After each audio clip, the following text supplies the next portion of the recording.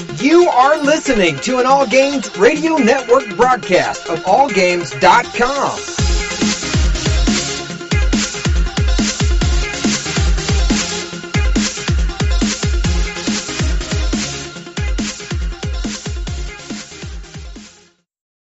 Hi, this is Normie from Knuckleballer Radio and Zombie Cast, and you're listening to one of my favorite shows on the Geeky Antics Network. Don't forget to check out the rest of the gang over at geekyantics.net. Warning, there might be rants and food ahead and possibly inappropriate behavior. Don't tell anybody though.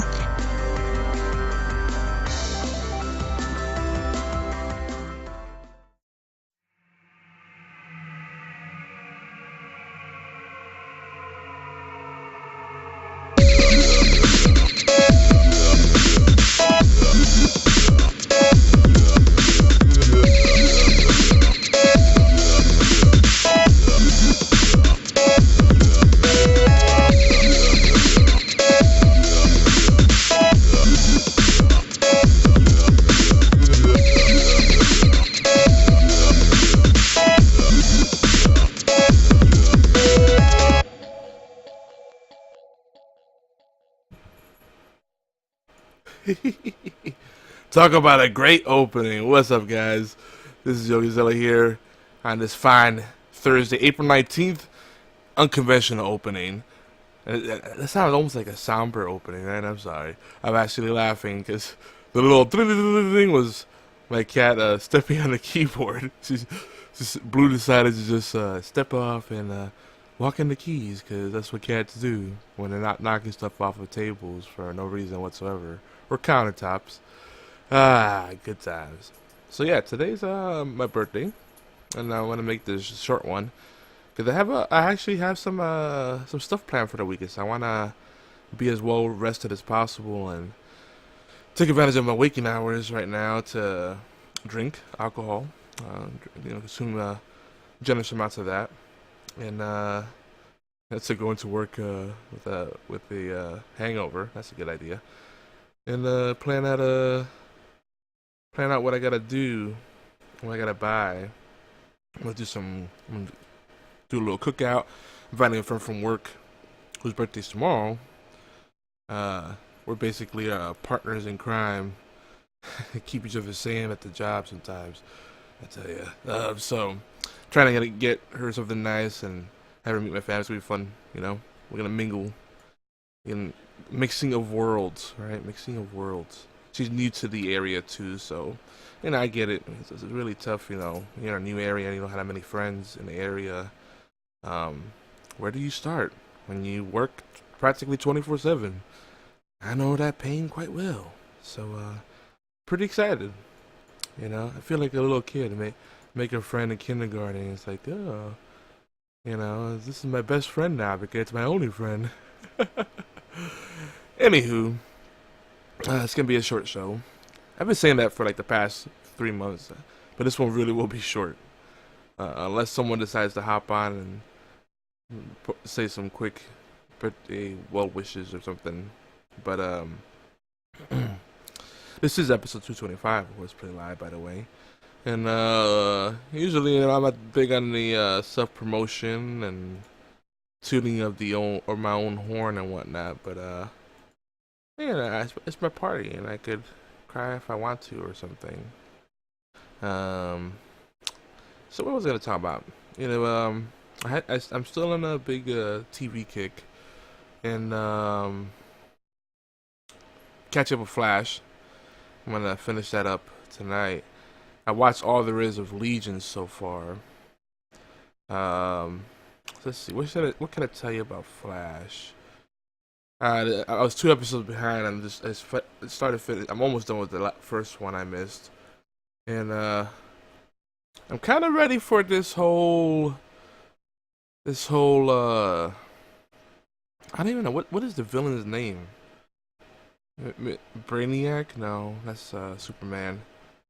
Mr. Wheelchair Man, Evil Genius. Part of me's kind of ready for this arc to be over, but I thought I was done with them. I thought I was ready for him to be taken down, and then they bring me back into it. Like there's some plot developments now, without giving away too much, where I'm wondering what's going on with him, if he's losing his mind, if there's some side effects for him being such a genius. Because there's always a cost, right? There's always a price you pay for superpowers and, you know, things that happen on these type of stories. So, you know, you can't be unstoppable. There's always something that balances it out, right? Like Superman's practically invincible, but that's only when he's on Earth, or when, you know, he's exposed to the sun, and kryptonite makes him a chump, you know. So, you know, there's always like checks and balances. But even with that, it's like, yeah, you know, if he just plays it smart, nothing can stop him really. And if he wanted to be a bad guy, who would be able to stop him? You know, not really much you could do unless you just happen to have a nice stash of kryptonite, you know, hanging around. But I'm excited to see how they wrap this up. But you know, I'm kind of ready to see. I'm very curious to see what they do next. Like, cause like I guess Arrow and the Flash both have had this kind of recurring theme of, you know, if you can't defeat your nemesis, then get his loved ones to turn against him. Not so much maybe in the Flash, but you know, or target their loved one. That's their weaknesses, right? They're toying that a little bit with the Flash, or you know, or ruin their world. So that's definitely been in there, you know, because Barry lost his job, and you know, it's kind of straining his relationship with Iris, and all this stuff's in play. You know, is all his friends have things going on, you know, love problems and confidence issues and blah blah blah, you know. And it works. But with Arrow, man, I still enjoy Arrow, and I don't know if it's just morbid curiosity or if it's just really a good show, or I don't know what it is. But I keep trying to, you know, I keep watching it, kind of see if it'll get better. And I won't say it's bad. I mean, it's enjoyable. But what is it? The last 2 or 3 seasons have definitely been themed. The whole theme has been, how can we fuck up Oliver's life? And hell, you can say that's been from the beginning. You know, he went from being a rich playboy that owns this great company. He lost everything, lost his wife. Well, practically lost his wife twice. He's lost lots of loved ones. And I know people like kind of get tired of, Felicity Smoke and Oliver. It's kind of played out now. But Felicity Smoke is just so perfect for him, because I don't see anyone else putting up with his shit. He's always what's the word? Not fuming, brooding. And then it's almost like he's just a crybaby. Like, I'm always pissed off about something. I'm always upset. But I think that this season has done something better. He's become more a well-rounded character. You can see him stepping up in other areas of his life. And I definitely try to play that up by the whole thing it did, you know, spoilers, with Diggle saying you've become a better man, but your focus is split, so you're not a very good leader. And you know, that definitely comes across. There's a lot of calls he made that were sloppy, because, you know, he wasn't really, you know, he didn't have his head in the game all the way. And on one side, I don't understand why Diggle wants to be the Arrow, Green Arrow, so bad. On the other side, I don't know why Oliver just doesn't give it up. I mean, he can have another costume. He could be the Red Arrow or the Blue Arrow. I don't know. That doesn't matter.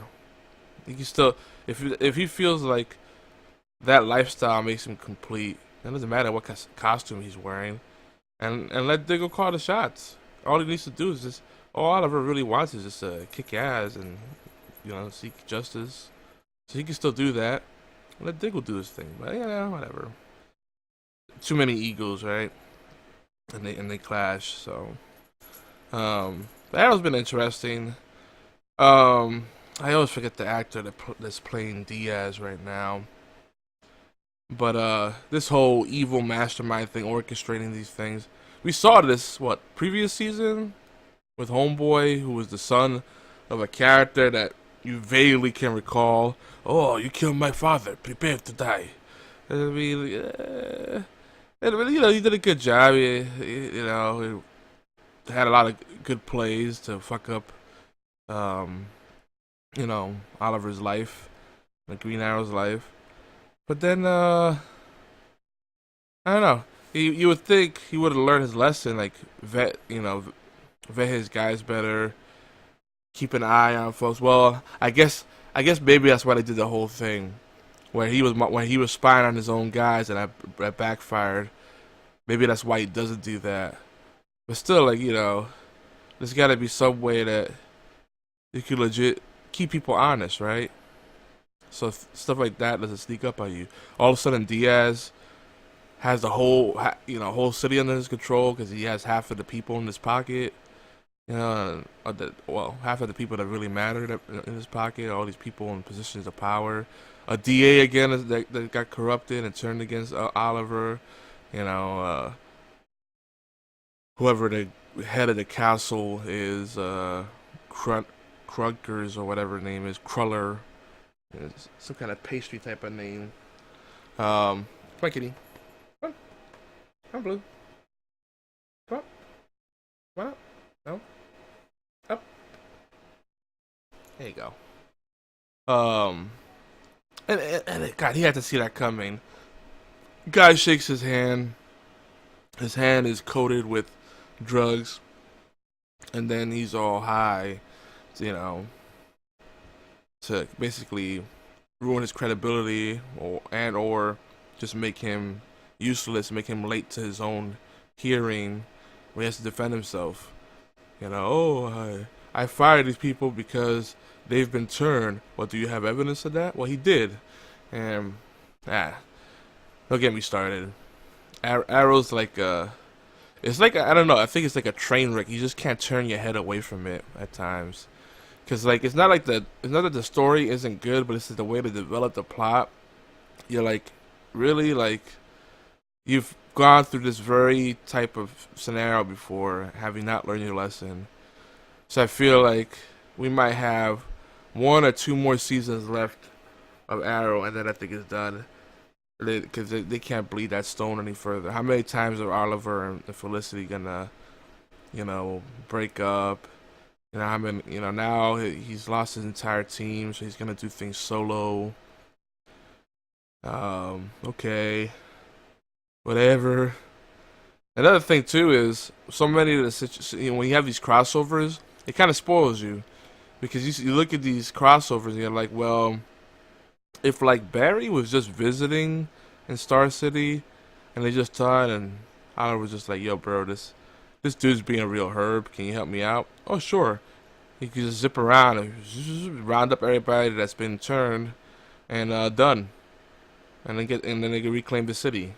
He got rid of all the corrupt people, or they get all the people that have been corrupted, have been turned, and find out what kind of leverage Diaz has over them, and then fix those problems real quick. Oh, your kids are no longer in trouble. Wife is safe. Husband's safe. Okay, this bomb's been disarmed. Done. I guess that'd be too easy, right? So I get it, I guess the whole point is if these timelines are happening side by side, then one could assume that all parties are too busy to help each other in their own little strife. So Star City has their problems, and then Central City has their problems. Okay, cool. Well, I'll buy that at least. Arrow and Flash are still good, but Flash is definitely still better. Hey, Deckard C in the house. Thanks for the birthday wishes, everybody. Happy birthday, my friend. I'm tired. I'm not very coherent right now, I'm sure. But Legion, let me tell you, Legion is just freaking visual it's freaking crack for all the senses practically. I swear, like it's so many things. It's just stimulating. That's no better way to describe it. Just the stuff that goes on is just like wow, and it's just some of the stuff is just so out there. It's just trippy. It's like one of those like really trippy dreams that you might wake up from. Like I don't know if you ever tried it, but I've definitely done it, and I'll be like try to go back to sleep and continue to dream. Like that was a cool dream. I want to see where they're going with that.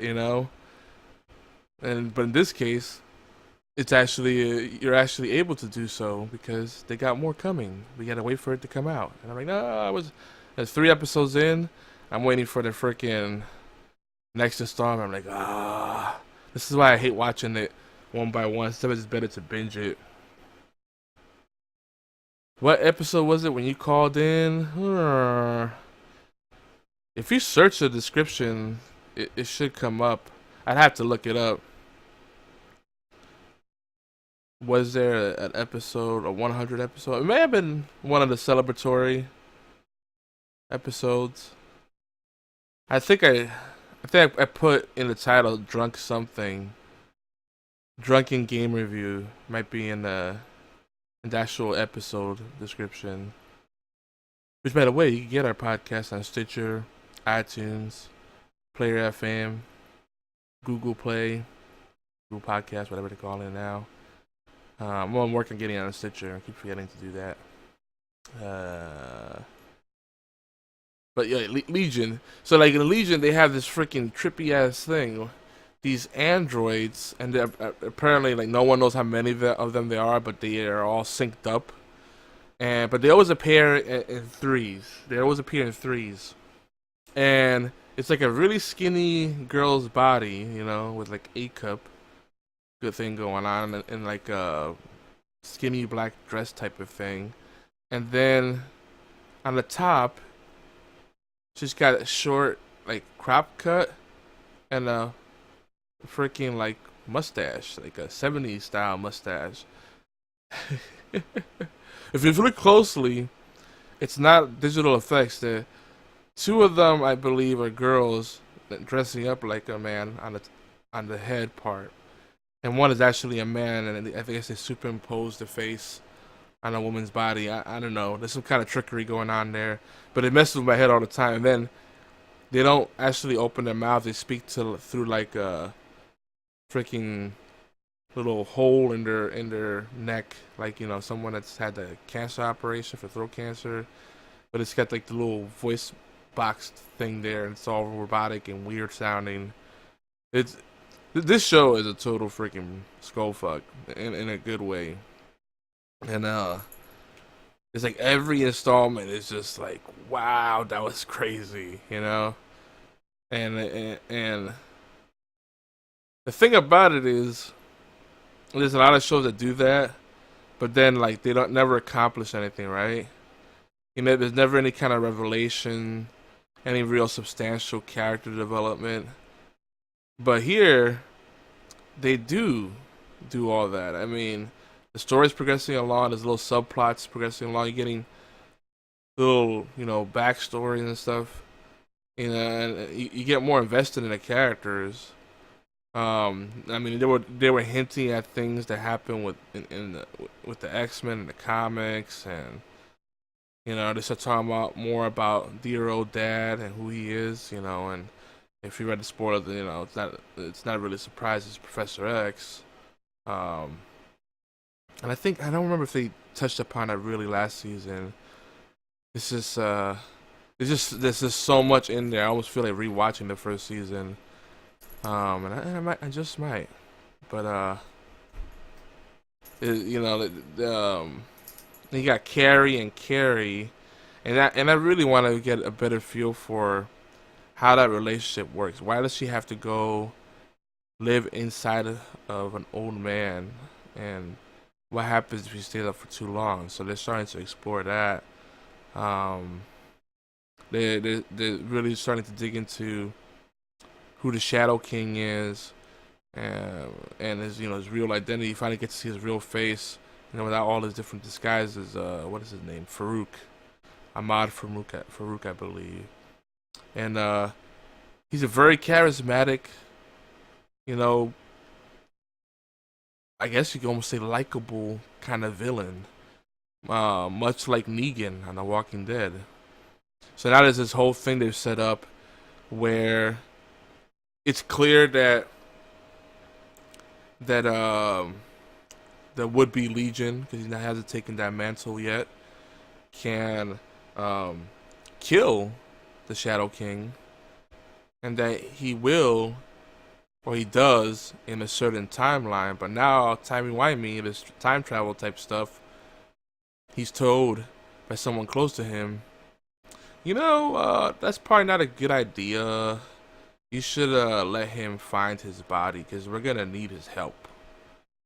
So, and again, this is a lot of spoilers here, so I'm sorry. But the whole thing that's going on is the Shadow King was somehow separated from his body. You get a hint that Professor X was involved somehow, and the monks of Mogi, or Gomi, maybe it's Gomi, yeah, the Gomi monks, sealed his body away, so he couldn't find it and couldn't get reconnected with it. He's basically stuck in the astral plane, and even just as a freaking kind of spirit just floating around, a parasite just living inside of people and consuming people's essence, basically, he's super powerful.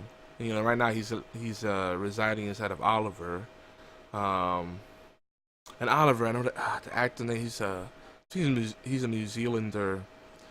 He's one of the guys from Flight of the Conchords, if I'm not mistaken, or there's an uncanny resemblance. I love him in that role, and I hope we get to see him as regular Oliver and really learn more about him and his history.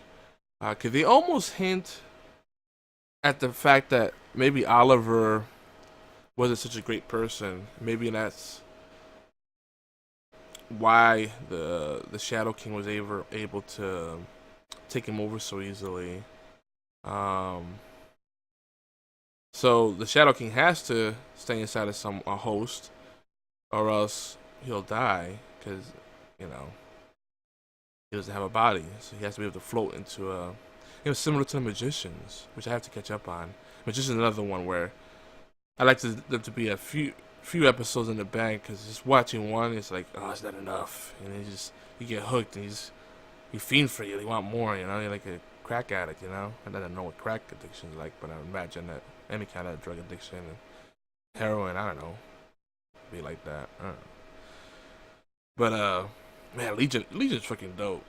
This is some crazy shit. I mean, out of nowhere, there's a cow in the base.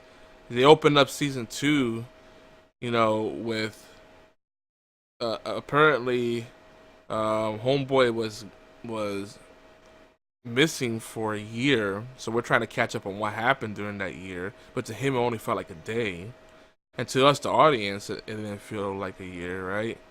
So because some of us finished watching season 1, binging that shit or rewatching it. So interesting what they're doing there.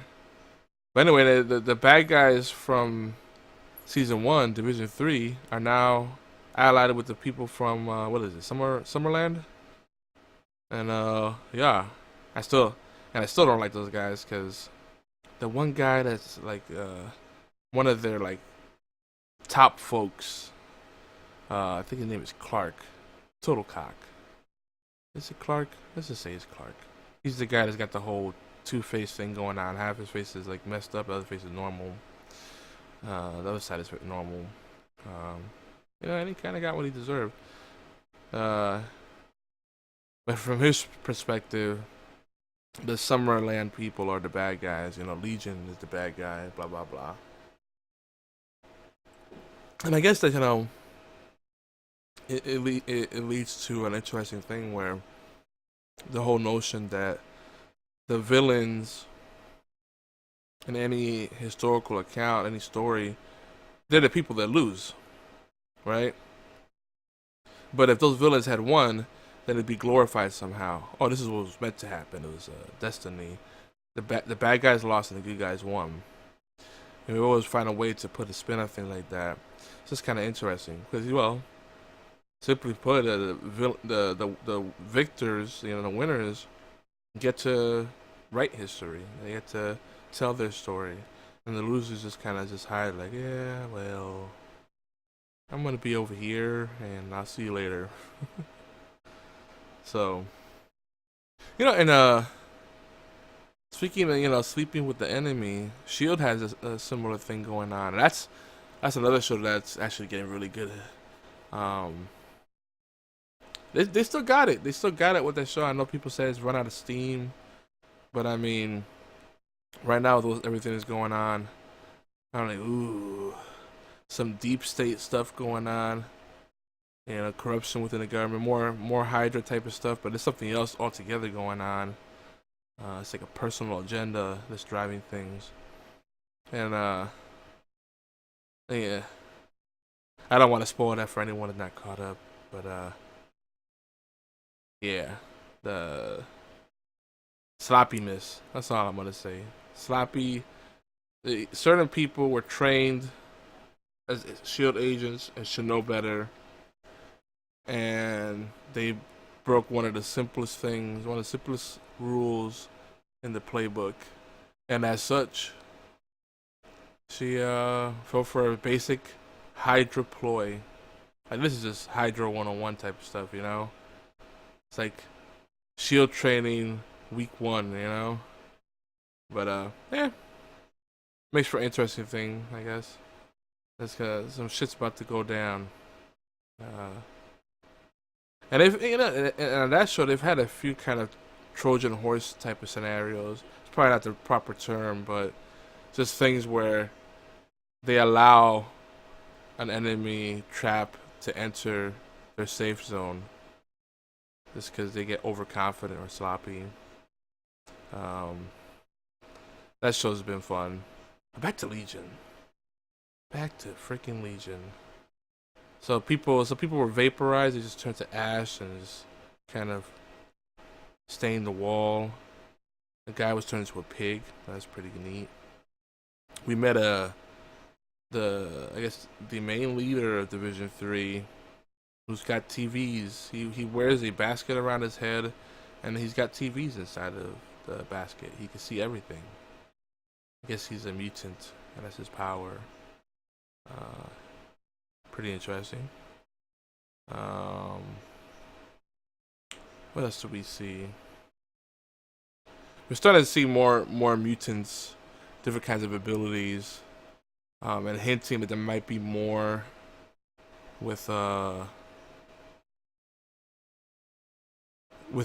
of introducing stuff from the more well-known Marvel universe, while still keeping this is a very distinct show that's kind of on its own. I mean, the way they're doing season 2 is just brilliant. They start off each episode with a kind of concept that they walk through, almost in a tutorial style, very, very thought-provoking type of stuff, And then, like, episode 1 of this season, which is episode 9 overall, they talk about delusion. I believe it was the one they talked about. And how it starts off with a simple notion. And they use this example. It says, it starts off with a simple notion that you allow to creep up on you and stay in your psyche until it just gnaws away on you, and you just accept that as reality. Whereas reality is that which, when you stop believing, is still there, right? So they kind of make that distinction between reality and delusion. That really, delusion is just driven by belief. It's a misperception, I guess, of reality.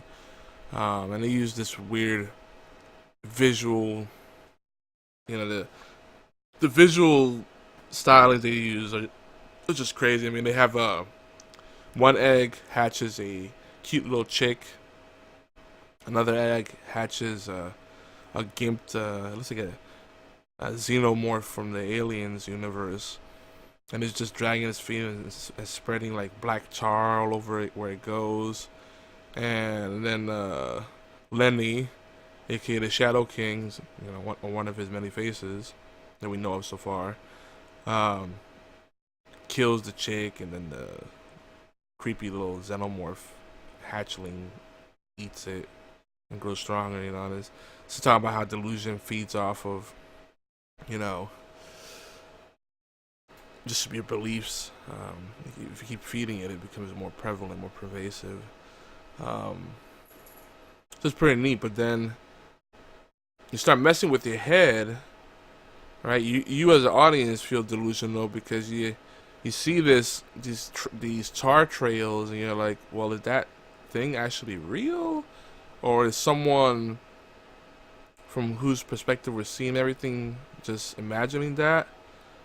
And then they finally let you know that it is real because one of the other characters sees the trail, and finally he gets the creature goes inside of his ear. It was pretty gross. But they mess with you with your head so much, and it gets you doubting what's real and what's not.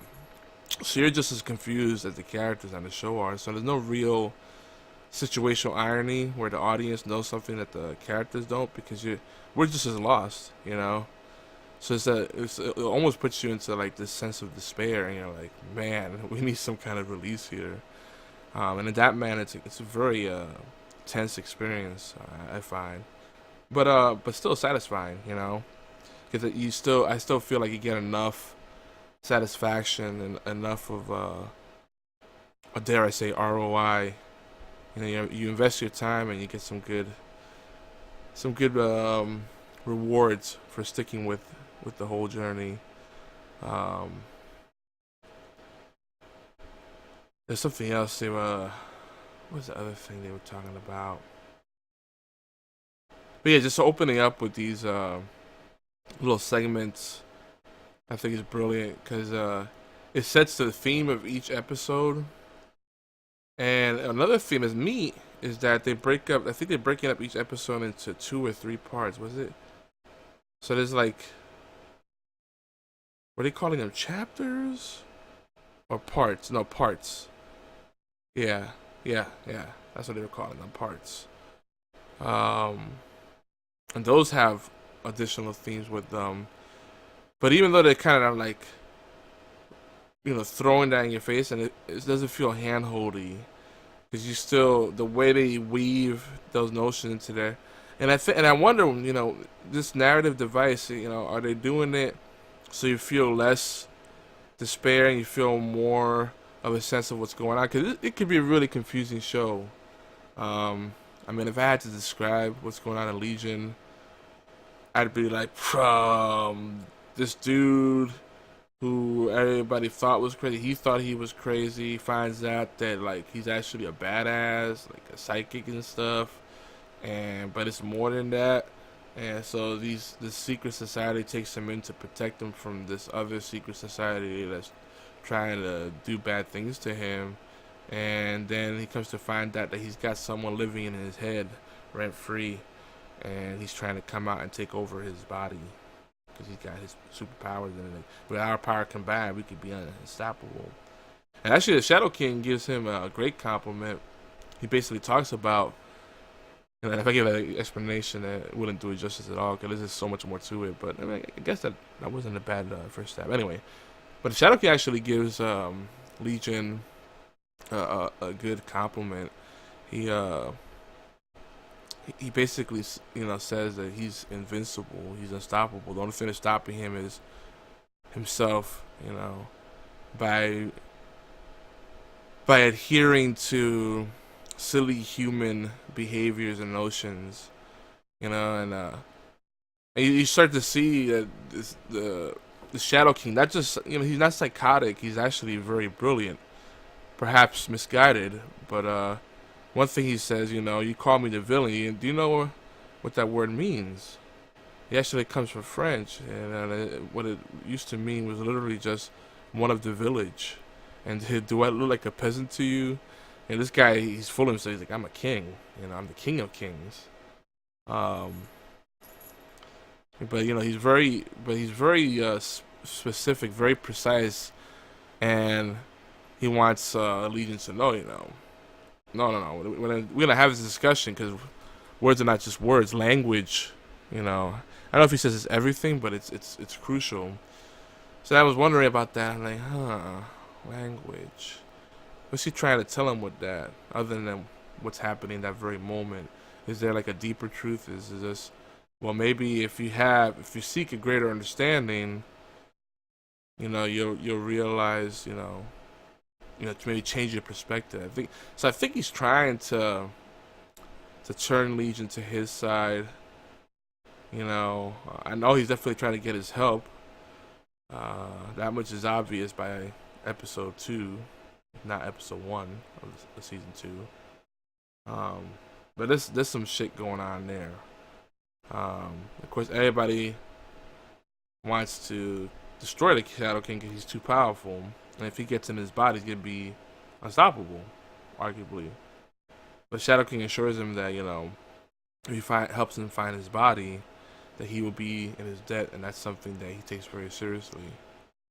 So he's saying that he's a man of his word, and he's not just about random destruction and death. Though he does admit it's fun. So, Legion asks him, "Alright, well, I'll help you, but no more killing." And he's like, okay. What, can he actually keep that promise? Who knows? I mean, I think it was episode 2. He comes in as Oliver after misdirecting Legion and some of his cohorts, and just wipes out most of his security in Division 3 base. That's kind of a trope in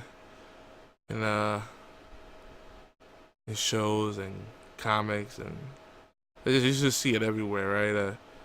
Really high tech folks, well prepared, working behind the scenes all this time. You think they would have a contingency plan for this, but one person figures it out. Oh, well, I could just walk on up, no problem. I mean, they don't have like folks monitoring the corridors. I mean, literally one by one, people would just run up to Oliver, who's possessed by Shadow King, and they just get taken out. Nope, just moths to a fire, moths to the flame. Crazy. Anyway, that's all I got, folks. And well, I always end up going longer than I thought I would. Let's go show you. I'm just that into Legion. I'll talk more about it probably, but at this point, I'll probably be a lot of rambling. Just need to come out with episode 4 ASAP. They're on the schedule, but maybe it'll surprise them. Put 2 episodes out at once. That'd be cool. Speaking of good TV, that Walking Dead finale and Fear the Walking Dead, that whole crossover, very well done. I was very impressed by that. Now I'm super interested in Fear the Walking Dead again. I almost spoiled that because I know there's a ton of freaking Walking Dead fans out there, and some are not caught up. But some shit goes down. And one thing I will say is that we're finally seeing it's kind of obvious, all right? You can't keep running into settlements, into these camps that have bad people in them. Eventually, the problem's going to come from within. People that you've been watching, that have been along for the journey for a long time. And that seems to be the direction they're going, and I'm like, oh, shit. That is going to suck. Because one of the people that seems to be spearheading this whole thing is one of my favorite characters, and I'm like, oh man, say it ain't so.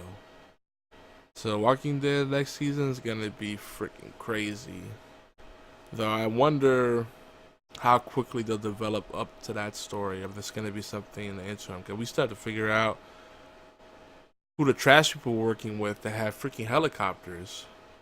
Is it the military? Is it a private company? Had lots of money, or had lots of money and resources before shit went down.